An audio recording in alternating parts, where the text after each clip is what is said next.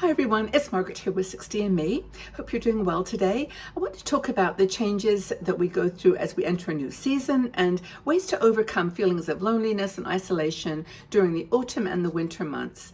Now, I just got back from a trip to France. I went with my family and my two grandchildren, and we had a beautiful time at Center Parcs, which is kind of a playground for kids. It was amazing. So I brought back a cold with me. So if you hear this sort of crackling in my voice, I've got some water by my side here, but that's what I brought back. But lots of memories too, lots of great memories. It was a really cool experience.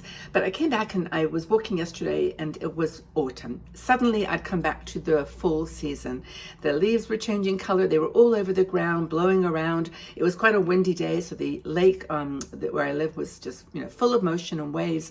And I was like, oh wow, I've come back to a new season. I've come back to autumn, to fall, as you call it in the States. And I thought, I love the seasons. I really do. But I do start to feel more, what's the word? It's melancholy, just kind of thoughtful as I get into the autumn months. And so that occurred to me that maybe you're feeling that way too. And especially, in fact, I asked the question, what's your favorite season to people? And they said, well, we love the autumn, but not what follows. And we all know that when the autumn comes, the winter's on its way. And winter is the time where you're in the house more, where you're, you're feeling the cold. The days are shorter. Things are just getting a little bit more gloomy. Halloween happens in October, and then you've got November, and then the holidays where everything seems amplified anyway.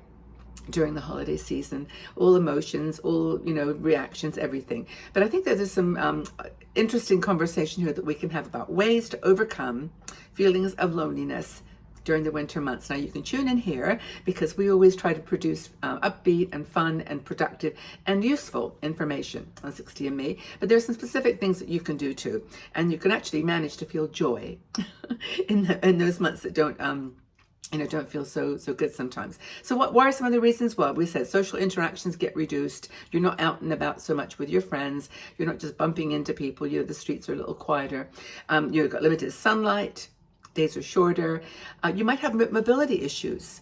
As you get into the winter months, you've got to put on boots. You've got to make sure that your feet are, you're wearing good shoes, because those are the things that really can fall or can something like that can really affect your whole season. Can affect everything. So that another thing is mobility issues, loss of loved ones. You may have suffered the loss of a partner this year. I bless you, but it's just going to be like this over and over again, isn't it? I mean, it's loss surrounding us as we get older. So that could have happened, or you could have lost a friend. It could have been a summer where you just made a decision to get rid of a toxic relationship that was really bothering you, and you need to move on. So there's a loss associated with the autumn months. Reduced energy levels. You might feel like you're just a little bit too tired to go out anymore. You get weary. I mean, goodness, if we're 60, 65, 70 years old, we've walked around the earth like twice, and it's like, we are kind of slowing down a little bit. So the winter months are, not just reduced mobility because of our physical condition, but just in general, we just feel tired, I think. I mean, maybe this is not true of you, so speak up and leave comments in the section below. And the other thing, of course, is the temperatures go down. It gets colder.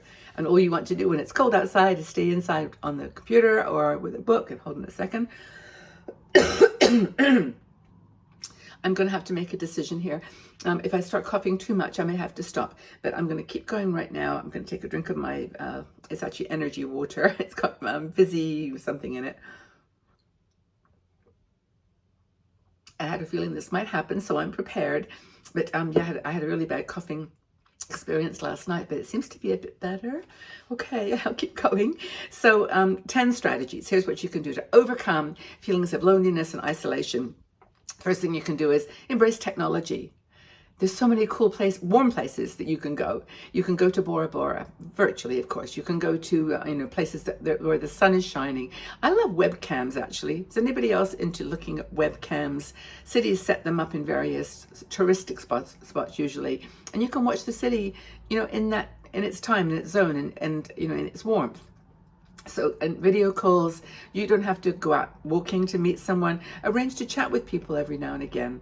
Call your family, do FaceTimes, do your friends, use technology and embrace it, because I certainly do. That's how I stay in touch during the winter months. I'm not traveling quite as much during those months, although I am traveling a bit this year in November. But it's like this is a way to keep connected with warmth through technology. Stay connected, and that's the hugs are warming, and not just warming in your body, but in your heart. Another thing is to volunteer virtually. Now, I don't know whether any of you have ever thought of doing this, but I actually looked online for some companies or groups, not so much companies, some are businesses, but some are just volunteer groups, nonprofits, who offer virtual volunteering. And there's nothing to make you feel warm inside by helping someone. And it's just a classic, you help someone and you feel good. It's that dopamine rush that your body gets. But here's some thoughts, and I did actually write down some of the names, so check them out. I will put them in the description box under the video, and I'll say before I even read them that I have no experience myself with them. I've never tried any of these companies, so do not use my advice or even the fact I mentioned them. It's not relevant. You do your own research. But the thing is, there are groups that you can sit at home. You can, for example, read books for the blind. I used to do this actually. It was really fun. I did it in my college days. And just dictate books, and they are then submitted to the Association for the Blind, and they distribute them. It's really cool. But so reading for the blind. There's online language courses where you can work with kids to improve their English and learn some Spanish or learn some French or whatever. There's reciprocal language schools. There's the United Nations has programs, and if you just, by the way, type in what are some virtual volunteer opportunities, you'll find some choices. There's one called Be My Eyes. Oh, this is a good one. I do know, well, I say it's a good one from my experience.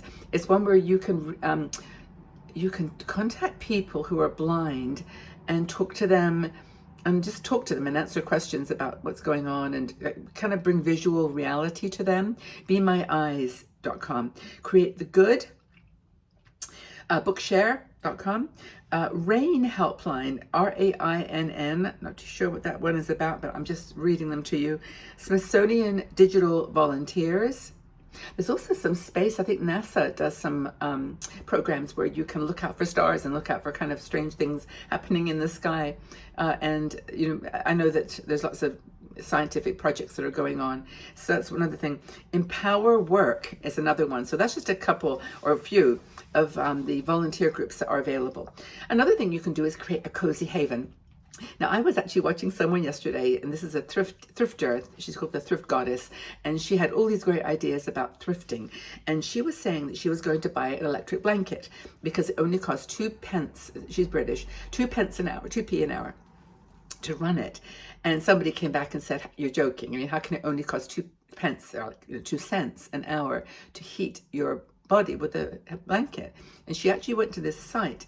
I didn't write down the name of it, but it's where you can say, plugging an electric blanket for 2 hours, how many kilowatts or kilohertz does it take? So buy an electric blanket, cozy up, get some furry covers, faux fur, of course, and create a cozy little haven for yourself for reading, thinking, meditating, being. Transform your home. Pursue hobbies.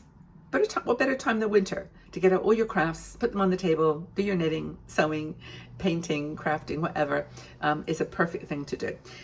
Eat regularly. That was a what do you call it, Freudian slip. You can eat regularly, but eat regular healthy foods.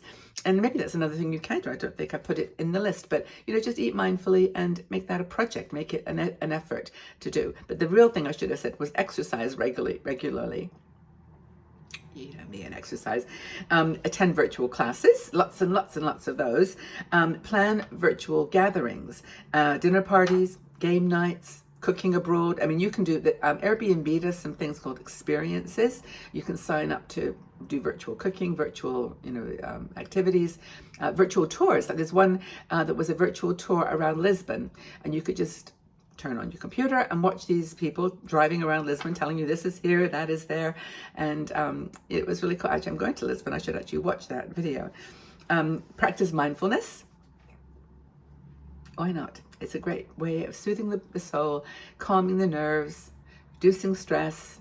It's a perfect thing to do. One of these 10 things you can do during the winter to stop feeling lonely and isolated. So that's another thing. Mindfulness. Reach out for support. Come on. If you don't feel like it's working, if you're sitting there at home crying, you're at home depressed, you're not feeling good, you're just desperate for some company, you just don't know why you can't smile and you can't cheer up, call somebody, get some help. Yes, I do this too. Like sometimes when I go through moments, I say, what are they going to tell me? I know everything there is to know about myself, blah, blah, blah, blah, blah. But you don't. Sometimes another heart, another voice, another person can help. Engage with local resources. I don't want to forget that, because there's a lot of retirement groups for older people. If you're in the UK, there's Age UK. I know in the UK there's an ARP, but that's not quite the same. But there's plenty of resources. You just have to reach out. You have to remember in your heart that you're not alone with this. There are so many women that are dealing with loneliness and isolation. Come on our Patreon group. I know it's $3 a month to join at the angel level. And it's where you can do our free, you can do our weekly live shows, Monday, Wednesday, and I do virtual travel videos. I do exclusive videos for that group, and it's a smaller group, and you can chat, and women are all over the world. So that's one option, but also just join the conversation on the articles and the videos. So, it's a time of growth, it's a time of development and soul searching. It can be the most beautiful, beautiful time of the year. So don't be lonely and depressed during the winter. Try some of these 10 things and let us know how you're doing, okay? We're here for you. Take care, everybody. Lots of love.